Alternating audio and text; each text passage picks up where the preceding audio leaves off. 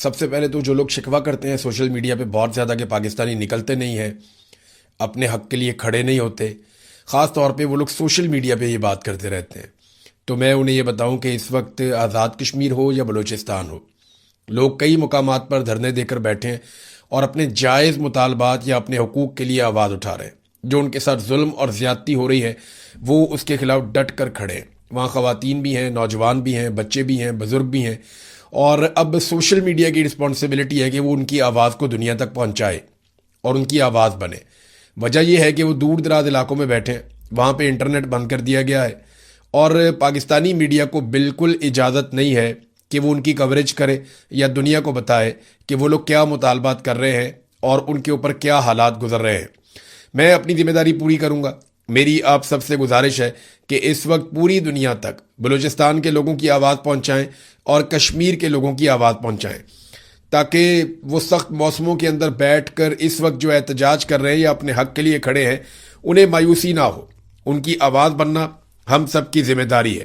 بلوچستان میں ایک دھرنا ختم ہو گیا، ہرنا اوڑک کا جو ایک دھرنا تھا وہ ختم ہوا، اور اس کی وجہ یہ بتائی جاتی ہے کہ کچھ لوگ بازیاب ہوئے ہیں اور کچھ یقین دہانیاں کروائی گئی ہیں حکومت کی جانب سے، جس کے بعد ان کا وہ دھرنا ختم ہوا۔ لیکن باقی جگہوں پہ دھرنے جاری ہیں۔ زیارت کے جو لوائقین ہیں وہ بھی اس وقت دھرنے دے کر بیٹھے ہوئے ہیں۔ جبکہ ایک اور انفارمیشن مجھے ملی جو بڑی حیران کن اور پریشانی والی بات ہے کہ جو پولیس اہلکار ہیں وہ اپنے استعفے جمع کروا رہے ہیں۔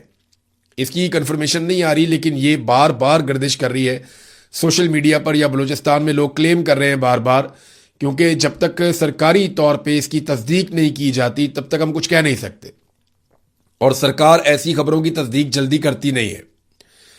بہت زیادہ ڈی مورال ہوئی ہے پولیس اور سیکیورٹی فورسز بلوچستان میں، اور انہیں لگا کہ انہیں اکیلا چھوڑ دیا گیا مرنے کے لیے، اور ان کا ساتھ کسی نے نہیں دیا جب وہ دہشت گردوں کا مقابلہ کر رہے تھے۔ 200 کی تعداد میں دہشت گرد آئے ہوئے تھے اور وہ چاروں طرف سے گھیر کر گولیاں چلا رہے تھے۔ ایسے میں نہ تازہ کبک بھیجی گئی اور نہ ہی ہتھیاروں کی سپلائی بھیجی گئی، بلکہ کچھ لوگ یہ دعویٰ کرتے ہیں کہ جو سپلائی ہتھیاروں کی آ رہی تھی اس کے رستے میں بھی روڑے اٹکائے گئے، جبکہ عام شہری نکل کر پولیس کی مدد کرتے رہے، کوئی فائدہ نہیں ہوا۔ اور پھر جو پولیس کے ساتھ ہوا، جس طرح ان کی لاشوں کے ساتھ ہوا، جیسے بے حرمتی کی گئی، یہ سارا کچھ اب تاریخ کا حصہ بن گیا۔ تو پولیس اب اس وقت بہت ناراض ہے، نہ صرف ناراض ہے بلکہ وہ خوفزدہ بھی ہیں کہ انہیں تو جیسے ایک چارے کے طور پہ استعمال کیا جاتا ہے ویسے استعمال کیا جا رہا ہے، لہذا اب وہ استعفے دے رہے ہیں۔ الگ الگ اطلاعات آ رہی ہیں، کبھی تصاویر لگا کر بتایا جاتا ہے کہ یہ پولیس والے انہوں نے استعفیٰ دے دیا، کبھی کوئی ڈاکومنٹ دیا جاتا ہے کہ یہ پولیس والے انہوں نے بھی ریزائن کر دیا۔ اب سرکار اس کے اوپر کیا حکمت عملی بناتی ہے یہ ہمیں آنے والے دنوں میں پتہ چلے گا۔ لوگ کافی ناراض ہیں بلوچستان میں، وہ اس وجہ سے بھی ناراض ہیں کہ ہمارے وسائل کے ساتھ، یعنی ہمارے پیسے پہ لیے ہوئے قیمتی جہازوں پہ بیٹھ کر شہباز شریف اور فیلڈ مارشل کوئٹہ آئے، لیکن انہوں نے ہماری بات ہی نہیں سنی، ہمارے شکوے ہمارے گلے سنے ہی نہیں۔ تو اس بات کے اوپر انہیں کافی تکلیف ہے۔ جو وزیر داخلہ ہے جس کو اس وقت بلوچستان میں ہونا چاہیے تھا، وہ ورلڈ ٹور کر رہا ہے، کبھی اقوام متحدہ کے اندر، کبھی کہیں پہ، کبھی کہیں پہ، پھر زودان ممدانی سے ملاقات کرنی ہے امریکہ میں، جو نیو یارک کا میئر ہے، ابھرتا ہوا لیڈر ہے اور بہت تگڑا سیاسی لیڈر ہے وہاں پہ امریکہ میں، اور بڑی مقبولیت ہے اس کی پبلک میں، اس سے بھی ملاقات کے لیے دعوے کیے جا رہے تھے۔ وہ ملاقات تو کٹائی میں پڑ گئی۔ اس کی وجہ یہ ہے کہ محسن نقوی کے بارے میں پاکستانیوں نے امریکہ میں باقاعدہ یہ ٹرینڈ چلایا، اور امریکن سرکار کو تو وہ نہیں قائل کر سکے کیونکہ وہاں پہ ڈونلڈ ٹرمپ ہے، اس کو کوئی فرق نہیں پڑتا، لیکن زہدان ممدانی جو ہیں، جو میئر ہے نیو یارک کا، اس کی ٹیم کے ساتھ رابطہ کیا، ان سب کو ٹیگ کر کے باقاعدہ کمپین چلائی۔ اس میں کچھ ڈاکٹرز ہیں وہ بڑے امپورٹنٹ رول پلے کرتے رہے، اس کے علاوہ کچھ صحافی بھی ہیں، وقاص احمد صاحب بھی ہیں۔ وہ لوگ یہ لکھتے ہیں کہ اگر آپ محسن نقوی جیسے فاشسٹ آدمی سے ملاقات کرتے ہیں تو اس کا مطلب ہے کہ آپ ان لوگوں کے ساتھ تعلقات بنا رہے ہیں جنہوں نے مجھ پر دباؤ ڈالنے کے لیے میری فیملی کو پاکستان میں اغوا کیا اور انہیں نقصان پہنچایا۔ یہ کام تو احمد نورانی صاحب کے ساتھ بھی کیا گیا، شہباز گل کے ساتھ بھی کیا گیا، ان کا بھائی اٹھا لیا، یہاں پہ جو شہزاد اکبر صاحب ہیں ان کے ساتھ یہ کیا گیا، اظہر مشوانی کے ساتھ یہ کیا گیا، کئی لوگوں کو خود اغوا کیا گیا، کئی لوگوں کی فیملیوں کو اغوا کر لیا گیا، کئی لوگوں کے خاندانوں کو دربدر کر دیا گیا۔ تو یہ سب کی کہانی ہے۔ تو اب جو انفارمیشن آ رہی ہے، اب تک کی اطلاع، ویسے یہ بہت گھنے ہیں، کوئی پتہ نہیں ان لوگوں کی ملاقات ہو ہی جائے، پورا زور اور طاقت تو یہ لگا رہے ہوں گے، لیکن اب تک کی جو اطلاع آ رہی ہے، ممدانی نے ملاقات کرنے سے انکار کر دیا، اور یہ دعویٰ کیا جا رہا ہے سوشل میڈیا کے اوپر جو ایکٹیوسٹ ہیں امریکہ میں موجود پاکستانی، ان کی جانب سے، کہ جناب جو ایک پہلے ملاقات طے کی گئی تھی وہ ملاقات اب کینسل کر دی گئی ہے۔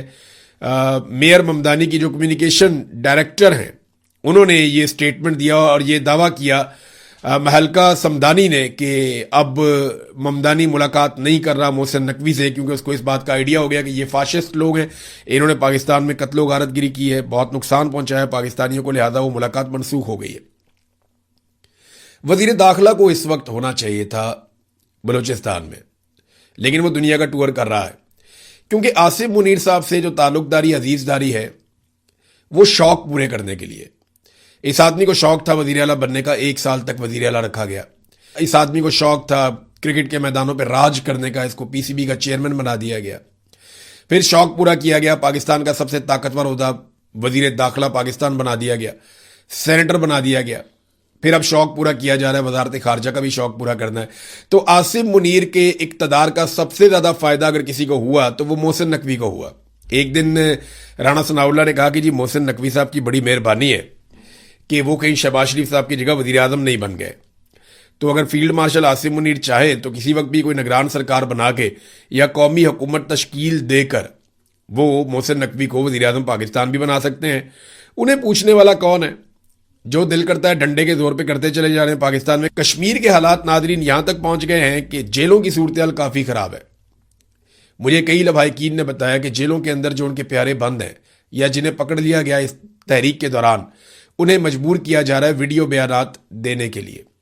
خاص طور پہ میں نے آپ کو پہلے بتایا تھا کہ احمد فرحات صاحب پہ بہت دباؤ ہے، اور انہیں کہا جاتا ہے کہ آپ ایک ویڈیو بنائیں اور ویڈیو بنانے کے بعد آپ اپنے گھر جائیں، لیکن وہ ویڈیو بنانے سے انکاری ہیں، وہ ویڈیو بنا نہیں رہے۔ اچھا، میرے خیال میں اگر وہ ویڈیو بنا بھی دیں گے نا تو ان کو اتنی جلدی نہیں چھوڑیں گے جب تک کہ یہ معاملہ پورا ریزالو نہیں کر دیں گے۔ اب انہیں بہت ساری ویڈیوز چاہیے، کریں گے وہ یہ کہ جس وقت آپریشن کریں گے ان ویڈیوز کو ساتھ چلائیں گے، عوام کے کچھ انٹرویوز ساتھ چلائیں گے سلیکٹیو قسم کے، کچھ سیاستدان اپنے لوگوں کو اکٹھا کریں گے، ان کے انٹرویوز کروائیں گے، تو یہ ثابت کرنے کی کوشش کریں گے جی کہ آزاد کشمیر تو کسی اور طرف کھڑا ہے، اور وہ جو لوگ گرفتار ہوئے تھے انہیں اپنی غلطی کا احساس بھی ہو گیا اور بہت سارے لوگ قومی دھارے میں واپس آ گئے، تو یہ چند شر پسند ہیں، انہیں ہم نہیں چھوڑیں گے۔ تو اس قسم کا ایک تاثر بنایا جائے گا، جیسے ہمیشہ سے پاکستان کی ملٹری اسٹیبلشمنٹ تحریکوں کو کچلتی آئی ہے، عوامی امنگوں کے خلاف جو ہے وہ فیصلے کرتی آئی ہے، اور عوامی تحریکوں کو ہمیشہ انہوں نے اسی طریقے سے دبانے کی کوشش کی ہے، چاہے وہ بلوچستان ہو، چاہے وہ بنگلہ دیش ہو، چاہے وہ خیبر پختونخوا کے قبائلی علاقے ہوں۔ ابھی وہاں سے ایک ویڈیو آ رہی تھی، اس میں ٹی ٹی پی کے لوگ بیٹھے ہوئے ہیں ایک اسکول کے اندر، غالباً یہ جنوبی خیبر پختونخوا کی ویڈیو ہے، اور وہاں پہ ایک اسکول کے اندر بیٹھے ہوئے ہیں اور اسٹوڈنٹس کی جگہ پہ بیٹھ کے طالبان جو ہے وہ ہنسی مذاق کر رہے ہیں، اور سارے نوجوان لڑکے ہیں۔ یعنی وہ مجھے یاد ہے آج سے چند سال پہلے کا ایک گانا 2016 کا ہے، تو یہ بچے تب چھوٹے بچے ہی ہوتے ہوں گے اس وقت، ابھی یہ نوجوان ہیں، یعنی 20 سال 25 سال کے لگ رہے تھے، کوئی 27 سال کا لگ رہا تھا، کوئی 25 سال کا، کوئی 20 سال کا، کوئی 18 سال کا، چھوٹی عمر کے لڑکے تھے، ہتھیاروں سے لیس وہاں بیٹھے ہوئے ہیں، بیٹھ کے وہاں پہ اسکول کے اندر تو قومی ترانہ بھی پڑھ رہے ہیں اور بلیک بورڈ کو استعمال کر رہے ہیں، مذاق کر رہے ہیں تعلیم کا۔ یہ وہ بچے ہیں جن کے بارے میں آئی ایس پی آر نے ایک دور میں ایک نغمہ جاری کیا تھا کہ مجھے دشمن کے بچوں کو پڑھانا ہے، یاد آیا آپ کو؟ اس سے پہلے ایک آیا تھا بڑا دشمن بنا پھرتا ہے جو بچوں سے لڑتا ہے، پھر ہم نے دیکھا کہ پاکستان کی ملٹری اسٹیبلشمنٹ خود ہی بچوں سے اور خواتین سے لڑ پڑی، لیکن پھر انہوں نے کہا جی مجھے دشمن کے بچوں کو پڑھانا ہے، اور وہ دشمن کے بچے جو ہیں وہ پڑھنے کے لیے آئے، بندوقوں سمیت اسکول کے اندر جا کے پڑھا لیں انہیں۔ یہ حالات جان بوجھ کر ایسا لگتا ہے کہ پیدا کیے جا رہے ہیں۔ افغانستان کی تو سرحدی سیل ہے، تو دہشت گرد آتے کہاں سے ہیں؟ یہ کہیں سے نہیں آتے، ان کو یہیں پہ سہولت دی جاتی ہے۔ یہ جو گڈ طالبان ہے نا، یہ ہے سارا مسئلہ۔ مجھے علی امین گنڈا پور نے یہ بات بڑے آسان طریقے سے سمجھائی تھی، اور باقاعدہ انہوں نے مجھے ایگزامپلز کوٹ کی تھیں۔ گنڈا پور نے مجھے کہا تھا کہ فوج کھیلتی ہے گڈ طالبان اور بیڈ طالبان کر کے۔ جو بیڈ طالبان ہیں ان کو یہ کہتے ہیں مارو، اور ان کو مار کے یہ دنیا کو بتاتے ہیں کہ جناب دیکھیں ہم کتنے اچھے لوگ ہیں، اور انہوں نے اپنے گڈ طالبان بھی رکھے ہوئے ہیں جن کے ذریعے سے یہ نظام کو کنٹرول کرتے ہیں اور جگہوں پہ قبضہ کرتے ہیں اور بڑے طریقے سے وسائل کو کنٹرول کرتے ہیں، اور جب لوگ ان کے رستے میں رکاوٹ بنتے ہیں تو یہ گڈ طالبان کو اس علاقے کے اندر بھیج دیتے ہیں۔ یہ بات مجھے علی امین گنڈا پور نے اس وقت بتائی جب وہ وزیر اعلیٰ پنجاب تھے. بہرحال اس وقت بلوچستان کے اندر استعفے آ رہے ہیں, بلوچستان کے اندر دھرنے چل رہے ہیں, کشمیر کے اندر بھی ایسی صورتحال چل رہی ہے. کشمیری اپنے حق کے لیے ڈٹ گئے. تو اب پاکستانیوں کی رسپانسبلٹی ہے کہ جہاں جہاں انہیں موقع ملے وہ کشمیریوں کی آواز پوری دنیا تک پہنچائیں. کشمیری خود بھی بڑے تگڑے زوردار طریقے سے اپنی آواز دنیا تک پہنچا رہے ہیں. ناظرین, خیبر پختونخوا میں جو مراعات والا بل آیا تھا, جو ایک قانون پاس کیا گیا, اس پہ گورنر خیبر پختونخوا نے بہت عجیب و غریب سٹیٹمنٹ دے دیا. گورنر نے کہا جی میں اس کے اوپر دستخط ہی نہیں کروں گا. گورنر نے یہ بھی کہا کہ نہ صرف میں اس کے اوپر دستخط نہیں کروں گا بلکہ میں اس کی مخالفت کروں گا, میں اس کے اوپر اختلافی نوٹ لکھوں گا. اس طرح کی باتیں گورنر خیبر پختونخوا نے کہیں. لیکن دراصل انہوں نے کیا کیا, یہ قسمت خان صاحب تو ڈاکومنٹ ساتھ لے کر آ گئے, انہوں نے سارا پول کھول دیا. معاملہ یہ ہوا کہ 30 اپریل کو یہ بل پاس کروایا گیا تھا اسمبلی سے. اس کے بعد یہ چلا گیا دستخط کے لیے گورنر کے پاس. تو گورنر کو اس وقت لکھنا چاہیے تھا اختلافی نوٹ. لیکن ٹھیک 6 دن کے بعد گورنر نے اس بل کے اوپر دستخط کر دیے 6 مئی کو. یعنی ان کے بعد 10 دن کا ٹائم تھا کہ 10 دن کے اندر اندر وہ اختلافی نوٹ لکھ کر نظر ثانی کے لیے اس قانون کو واپس بھجوا سکتے تھے. لیکن گورنر نے 6 مئی کو اس کے اوپر دستخط کر دیے اور اسے فوری طور پہ قانون بنا دیا اور اس کے بعد چپ کر کے بیٹھ گئے خاموشی سے. لیکن اب جب یہ معاملہ اٹھا, اور معاملہ اٹھایا کس نے؟ پاکستان تحریک انصاف نے اٹھایا. پاکستان تحریک انصاف کے ورکر نے جب رولا ڈالا کہ یہ کیا چور بازاری آپ نے کی ہے, آپ اتنے بڑے بڑے مفادات لے رہے ہیں, عمران خان جیل کے اندر بیٹھا ہوا ہے, عوام پس گئی ہے مہنگائی کی اور غربت کی چکی میں, اور آپ اتنے بڑے بڑے فائدے لے رہے ہیں. جب پاکستان تحریک انصاف کا کارکن کھڑا ہوا ہے اس ظلم کے خلاف, تو اب گورنر صاحب بھی اس میں فائدہ اٹھانے آ گئے اور ایک لیٹر بھی جاری کر دیا ہے جس کے اوپر تاریخ نہیں لکھی ہوئی کہ جناب میں تو اختلافی نوٹ لکھ چکا, میں تو اس کے بہت خلاف ہوں. لیکن 6 تاریخ کو جس نے دستخط کیے وہ کون تھا گورنر صاحب؟ یہ سوال قسمت خان صاحب نے اٹھایا اور بہت ٹھیک اٹھایا. یہ سارے اکٹھے ہیں اقتدار کے حمام میں, یہ سارے ننگے ہیں. یہ گورنر خیبر پختونخوا لوگوں کو یہ ثابت کرنے کی کوشش کریں جی میں تو بہت اچھا آدمی ہوں, میں تو اس طرح کے مفادات کے خلاف تھا. لیکن پی ایم ایل این بھی ساتھ تھی, پیپلز پارٹی بھی ساتھ تھی, فضل الرحمان بھی ساتھ تھا, اور سب نے مل کر یہ الاؤنسز, یہ مراعات, یہ سہولیات اور یہ عیاشیاں حاصل کرنے کی کوشش کی. اور گورنر نے اس کے اوپر 6 دن کے اندر دستخط کیے. اس وقت اختلاف نہیں کیا. اب جب رولا پڑ گیا تو اب کہہ دیا جی اگر میرے پاس آیا تو میں دستخط نہیں کروں گا. جناب آپ 6 مئی کو دستخط کر چکے ہیں اس ڈاکومنٹ اور اس خبر کے مطابق. ناظرین, یہاں برطانیہ میں شہباز شریف صاحب نے آموں کے تحفے بھیجے ہیں, اور یہ آموں کے تحفے نون لیگ کے کارکنوں کے لیے بھیجے ہیں. کبھی آپ نے سنا کہ کارکنوں کو لیڈر تحفے دے رہے ہو؟ ایسا نہیں ہوتا نا, یہ صرف الیکشن کے دنوں میں ہوتا ہے. پاکستان کے اندر جب الیکشن آئیں گے تو کارکنوں کو جا کے ٹھوڑیوں کو ہاتھ لگائیں گے, ان کے آگے ہاتھ جوڑیں گے, ان کے دروازوں پہ کھڑے ہو جائیں گے ووٹ مانگنے کے لیے. لیکن ابھی تو ووٹ کا سیزن نہیں ہے. میں اب کسی وجہ بتاتا ہوں آپ کو. میں پاکستان سے باہر ان کی ٹکے کی اوقات نہیں ہے شریف خاندان کی. کوئی انہیں منہ نہیں لگاتا, کوئی ان سے بات کرنا نہیں چاہتا. لوگ ان کے منہ کے اوپر آ کر ان کی بے عزتی کرتے ہیں. تو یہاں نا بہت تھوڑے سے کارکن بچے ہیں پی ایم ایل این کے پاس, اور وہ ان کا بہت بڑا ایسٹ ہے. وہ ایک ایک کارکن کو ہیرے کی طرح ٹریٹ کرتے ہیں, اور انہیں پاکستان سے وزیر اعظم پاکستان اپنے خرچے کے اوپر نہیں, پاکستان کے خرچے کے اوپر آموں کے تحفے بھجوا رہا ہے کہ جناب یہ آم کھائیے, اور جب کبھی نواز شریف کسی مشکل میں آئے تو اس کے سامنے آ کر کھڑے ہو جائیے گا. جب کبھی عوام نکلے اور نکل کر نواز شریف کو برا بھلا کہے تو آپ نے اس کے سامنے ڈھال بن جانا ہے. تو کیونکہ ان کو کارکن ملتے ہی نہیں, بہت تھوڑے سے ہیں بیچارے, بالکل آٹے میں نمک کے برابر, تو ان کو خوش رکھنا ان کے لیے ایک بہت بڑا مسئلہ ہے. اور میں وہ ویڈیوز دیکھ رہا تھا کہ بڑے فخر کے ساتھ کارکن دکھا رہے ہیں جناب میاں صاحب نے ہمیں یہ آموں کی چھوٹی چھوٹی پیٹیاں بھیج دی ہیں, اور کبھی بریانی کے اوپر, کبھی آموں کی پیٹیوں کے اوپر, کبھی کسی چھوٹے موٹے فائدے کے اوپر. یہ ایسے ہی بیچارے چھوٹی چھوٹی چیزوں کے اوپر خوش ہو جاتے ہیں. تو چلے اللہ تعالیٰ انہیں خوش رکھے. ویسے انہی کاموں پہ لیڈرز نے عوام کو بڑے لمبے عرصے سے لگایا ہوا ہے. ناظرین, مریم نواز کا ایک ہی فلیگ شپ پروگرام تھا جو ان کا سب سے بڑا پروگرام کہا جاتا ہے, اور نواز شریف اور مریم نواز نے اس دور میں اگر کوئی واحد کام کیا تو وہ ستھرا پنجاب کا کام تھا کہ جناب یہ انہوں نے کیا ہے. اس کی حالت اب میں اگر آپ کے سامنے رکھوں تو آپ حیران ہو جائیں گے. ستھرا پنجاب کے جتنے بھی ٹھیکیدار ہیں, یہ پروجیکٹ اس طرح سے کام کرتا ہے کہ ٹھیکیداروں کو انہوں نے آگے سے ٹھیکے دیے ہوئے کہ آپ نے فلاں فلاں فلاں فلاں ایریا آپ کی ذمہ داری ہے, سرکار آپ کو پیسہ دے گی, آپ ان علاقوں کی صفائیاں کریں گے, سرکار عوام سے پیسہ اکٹھا کرے گی, سرکار اپنے اکاؤنٹ میں رکھے گی, ٹھیکیدار اپنے اپنے علاقوں کی صفائیوں کی ذمہ دار ہوں گے. جب وہ ٹھیکیدار صفائیاں کر دیں گے, ساتھ ساتھ جو عوامی پیسہ سرکار کے پاس پڑا ہے وہ اس میں سے اپنا حصہ نکال کے باقی ٹھیکیداروں کو دیتی رہے گی. یہ ہے فارمولا ستھرا پنجاب کا. کوئی یہ اپنے گھر سے نہیں لے کر آئے, لیکن انہوں نے ایک ہی کمپنی بنائی تھی, یا ایک ہی جو ان کا فلیگ شپ پروگرام تھا وہ یہ ستھرا پنجاب تھا. اس کی حالت یہ ہے کہ جناب چند دنوں میں یہ دوسری اپیل آ گئی ہے ٹھیکیداروں کی جانب سے, اور پورا ایک اشتہار جاری کر دیا گیا ہے.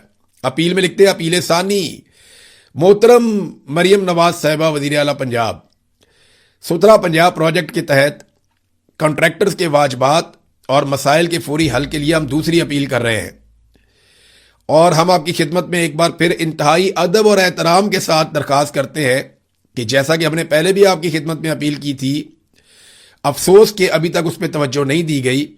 ہم شدید مالی مشکلات کا شکار ہیں, گزشتہ 6 سے 8 ماہ کے واجبات کی ادائیگی نہیں کی گئی. یعنی عوام سے پیسہ لے رہے ہیں, عوام کا خون نچوڑ رہے ہیں, لیکن پیسہ اپنی جیبوں میں ڈال رہے ہیں, ان سے طیارے خرید رہے ہیں, ان سے بلٹ پروف گاڑیاں خرید رہے ہیں, ان سے اپنے لیے عیاشی کر رہے ہیں, بیرون ملک دورے. لیکن جس عوام سے پیسہ لے رہے ہیں ان کے لیے جو ستھرا پنجاب کا ایک منصوبہ بنایا گیا ہے وہاں پہ وہ پیسہ ٹرانسفر نہیں کر رہے. 6 سے 8 مہینے ہو گئے ہیں, ٹھیکیدار کہہ رہے ہیں کہ ہمارے واجبات کی ادائیگی نہیں کی گئی, اور اگر یہ ادائیگی مزید نہیں کی جاتی تو پھر ہم کام نہیں کر سکیں گے. وہ کہتے ہیں جی ہمارے پاس گاڑیوں میں پیٹرول نہیں ہے, ایندھن نہیں, ہم کام نہیں کر سکتے, اور آپریشن ہمارے بحال نہیں ہو پا رہے, فیلڈ سٹاف جو لوگ کام کرتے ہیں بیچارے ان کو ہم تنخواہیں نہیں دے پا رہے. اب وہ تنخواہ 40,000 مقرر کی ہے, کسی کو 15,000 دیتے ہیں, کسی کو 20,000 دیتے ہیں, کسی کو 18,000 دیتے ہیں. وہ ایک ورکر نے تھوڑے دن پہلے شکایت لگائی اور پھر خودکشی بھی کر لی اور وہ دنیا سے چلا گیا. تو ورکروں کو تنخواہیں بھی نہیں مل رہی, اور انہوں نے کہا جی کہ اب ہم ایمرجنسی سروس فراہم نہیں کر سکیں گے, یا صفائی کی سروس ہم فراہم نہیں کر سکیں گے اگر 15 جولائی تک ہمارے واجبات, یعنی اگلے 5 دن کے اندر اگر واجبات نہ دیے تو صفائی ستھرائی ہو جائے گی بند. اس کے بعد انہوں نے کہا جی ہمیں اپنے عملے کی تنخواہوں کی ادائیگی کے لیے سخت مالی دباؤ کا سامنا ہے. وہ کہتے ہیں بڑی مہربانی ہوئے گی کہ آپ ہمیں پیسے دے دیں. اور یہ انہوں نے آگے لکھا کہ جناب جو کنٹریکٹرز ہیں بڑی مہربانی آگے ترلا منت ہی ہے سارا. تو ایک ہی ان کا پروجیکٹ تھا جس کے اوپر یہ بڑا فخر کرتے تھے, اس پروجیکٹ کی حالت بھی میں نے آپ کے سامنے رکھ دی. عوام کو ناظرین انہوں نے بجلی کا ایک بڑا خوفناک جھٹکا لگا دیا ہے. مثال کے طور پہ یہ کیسر شریف صاحب نے ایک ٹویٹ کیا, جماعت اسلامی سے ان کا تعلق ہے. انہوں نے ایک بل لگایا جو 290 یونٹ کا ہے. اس میں لکھا ہے کہ جی یونٹ جو ہے وہ صرف 290 ہے, اور بل جو ہے وہ 55,000 روپے ہے. اب یہ کس کھاتے میں آیا یار؟ 300 یونٹ تک انہوں نے بجلی مفت دینی تھی, 290 یونٹ والے کو 55,000 روپے کا بل ڈال دیا, اور یہ جماعت اسلامی کے کیسر شریف صاحب نے ٹی وی کے اوپر اور سوشل میڈیا کے اوپر شیئر بھی کر دیا. اب آئیں آپ ایک اور چیز پہ, کہ پہلے یہ ہوتا تھا نا کہ 6 ماہ تک اگر آپ نے ایک بار بھی 200 یونٹ سے زائد استعمال کیا تو آپ پروٹیکٹڈ کیٹیگری سے باہر چلے جائیں گے, یعنی آپ نے 200 یونٹ سے کم استعمال کرنا ہے ہمیشہ. اگر 6 ماہ میں ایک دفعہ بھی آپ 200 یونٹ سے اوپر گئے تو آپ کو پروٹیکٹڈ کیٹیگری سے نکال دیا جائے گا, چاہے آپ 2 یونٹ بھی استعمال کریں اگلے مہینے, لیکن آپ کو بل مہنگا آئے گا. یہ ایک انہوں نے طریقہ کار بنایا ہوا تھا. اب وہ جو کیٹیگری ہے 6 ماہ والی وہ بھی ختم کر دی گئی, کیونکہ بہت سارے لوگوں نے اس بات کو یقینی بنایا کہ وہ ہر صورت 200 یونٹ سے نیچے ہی رہیں گے, اور وہ اس کیٹیگری میں آ گئے اور وہ اس کا فائدہ اٹھا رہے تھے. لیکن اب سرکار نے یہ والی کیٹیگری بھی ختم کر دی ہے, اور بجلی کی قیمت تو وہ لگاتار بڑھا رہے ہیں, بڑھاتے چلے جا رہے ہیں. تو عوام کو بجلی کا ایک کے بعد ایک جھٹکا لگایا جا رہا ہے, اور لگاتار لگایا جا رہا ہے.